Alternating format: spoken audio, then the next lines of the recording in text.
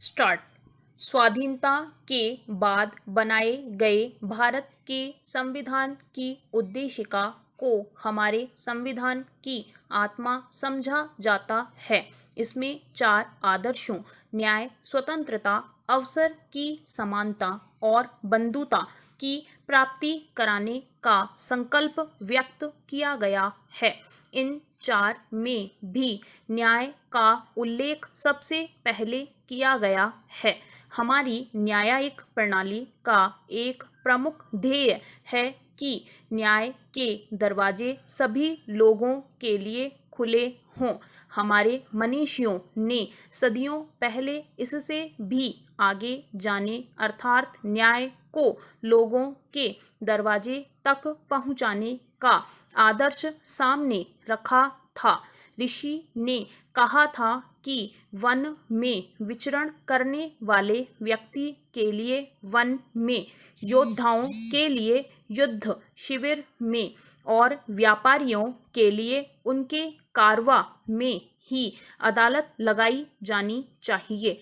न्याय व्यवस्था का उद्देश्य केवल विवादों को सुलझाना नहीं, बल्कि न्याय की रक्षा करने का होता है और न्याय की रक्षा का एक उपाय न्याय में होने वाले विलंब को दूर करना भी है। पैरा। ऐसा नहीं है कि न्याय में विलंब केवल न्यायालय की कार्यप्रणाली या व्यवस्था की कमी से ही होता हो। वादी और प्रतिवादी एक रणनीति के रूप में बारंबार स्थगन का सहारा लेकर कानूनों एवं प्रक्रियाओं आदि में मौजूद मुकदमे को लंबा खींचते रहते हैं।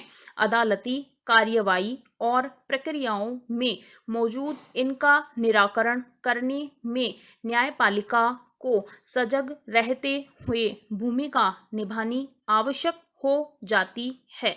राष्ट्रीय एवं अंतर्राष्ट्रीय स्तर पर होने वाले इनोवेशंस को अपनाकर और बेस्ट प्रैक्टिसेस को साझा करके इस लक्ष्य को प्राप्त किया जा सकता है।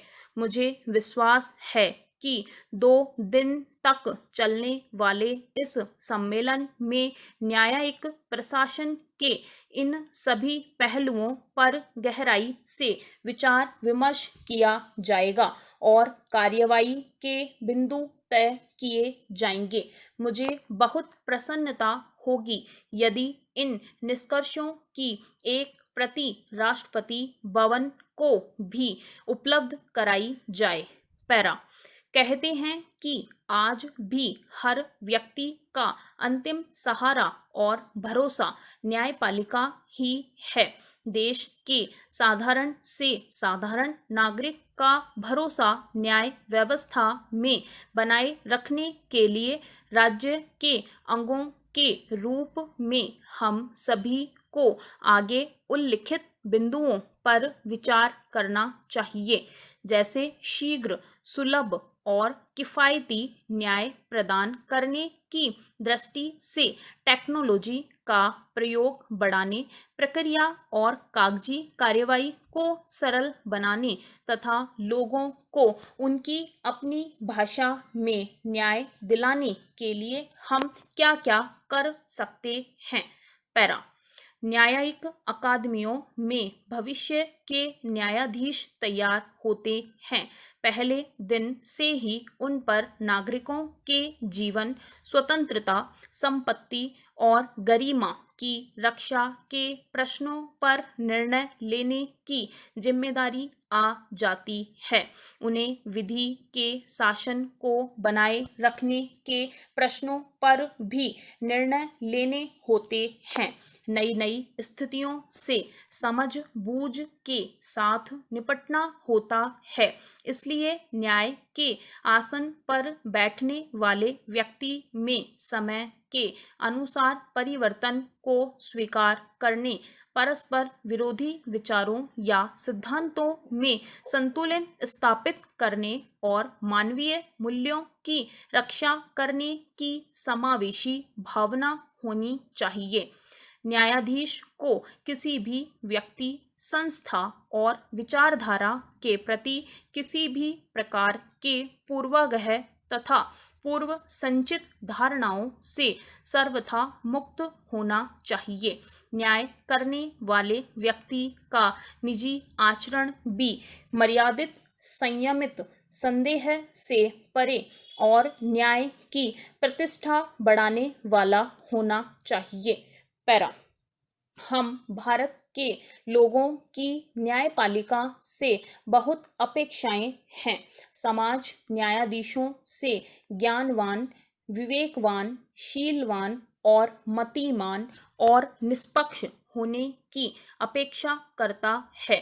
न्याय प्रशासन में संख्या से अधिक महत्व गुणवत्ता को दिया जाता है और इन अपेक्षाओं को पूरा करने के लिए न्यायिक कौशल की ट्रेनिंग, ज्ञान और टेक्नोलॉजी को अपडेट करते रहने तथा लगातार बदल रही दुनिया की समुचित समझ बहुत जरूरी होती है।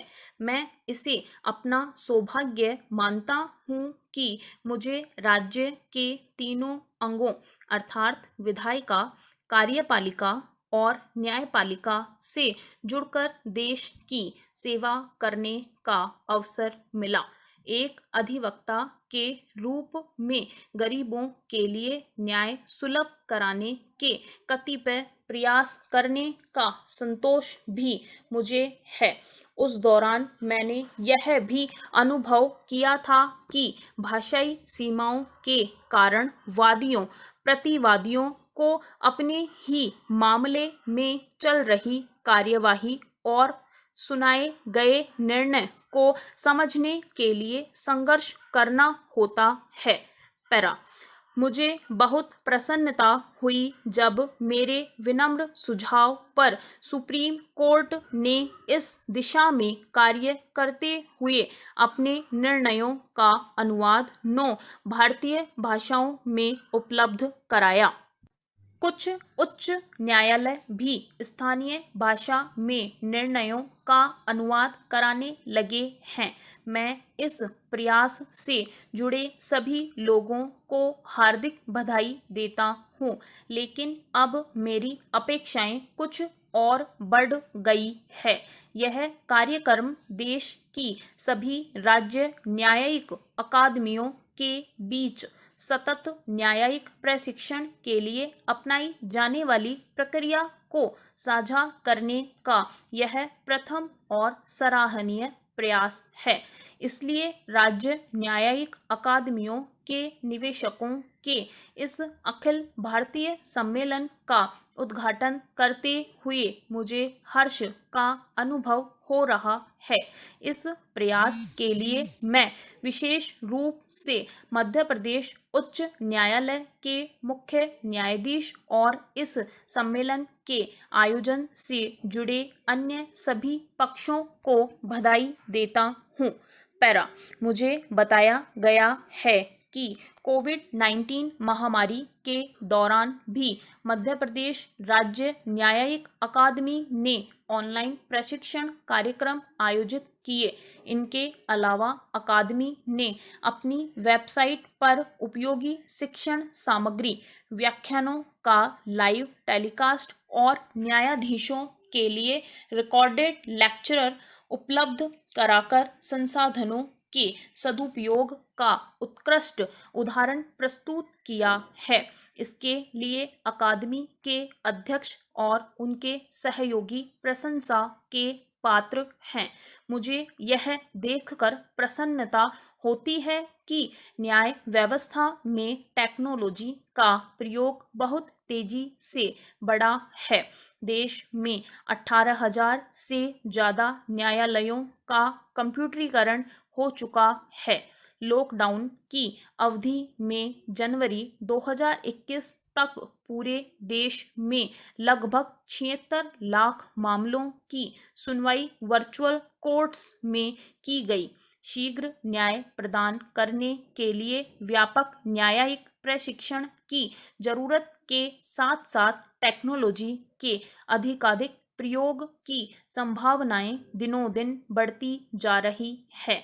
अब मुकदमों में बढ़ती संख्या के कारण कम समय में ही मुद्दों की बारीकियों को समझना और सटीक निर्णय लेना जरूरी हो जाता है।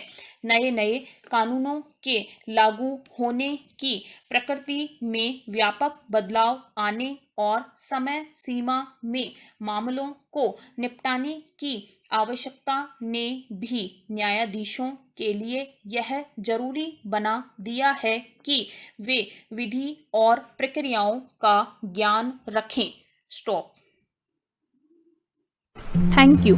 इस चैनल को सब्सक्राइब करें और बेल आइकन को प्रेस करें ताकि लेटेस्ट वीडियो की जानकारी आप तक सबसे पहले पहुंच सके। वीडियो को लाइक और डिसलाइक अवश्य करें। कोई सुझाव और प्रश्न हो तो कमेंट बॉक्स में लिखें और वीडियो को अपने फ्रेंड्स और क्लासमेट्स को शेयर करें।